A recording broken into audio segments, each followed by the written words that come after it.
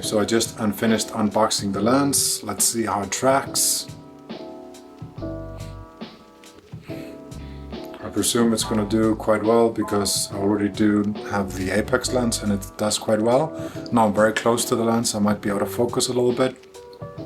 But I mean, so far it seems to be tracking quite well, and at least what I see on the monitor, it looks great, but let's see on the computer. So far so good.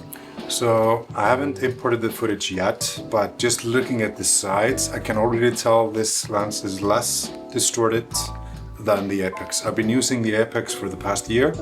I really enjoyed the lens, in particular because of all the character it possesses.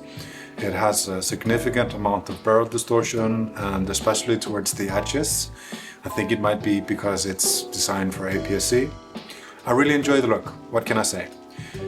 The Talon seems to be a bit more cleaner. Should we just straight up, they're both 50mm, right? Should I just try to put this one on, see what it looks like? As you can see, this is beyond the scope of full frame. This is designed for crop, right? Size-wise, these lenses kind of look and feel the same weight, same size, same everything, but I don't know if I like this lens design compared to the Apex more. Honestly, it doesn't really matter. I'm probably going to tape over the brand and probably going to kind of just make it a little bit more low-key. I don't like to be a walking advertisement for companies that I buy stuff from.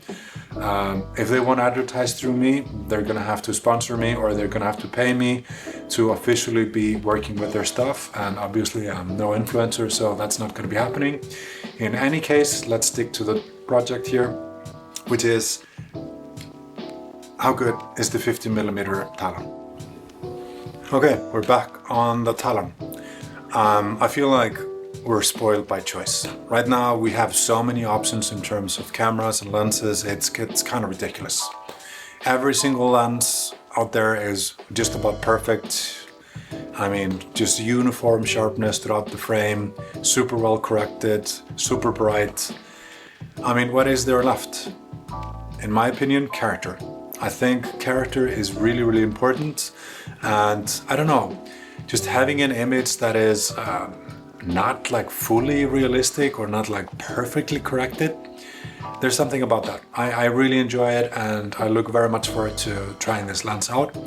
This is the initial test. This was the unboxing. If you have any ideas or thoughts on how to test this lens, please share it in the comments below, and I'll be happy to take that into consideration when I'm doing my in-depth review.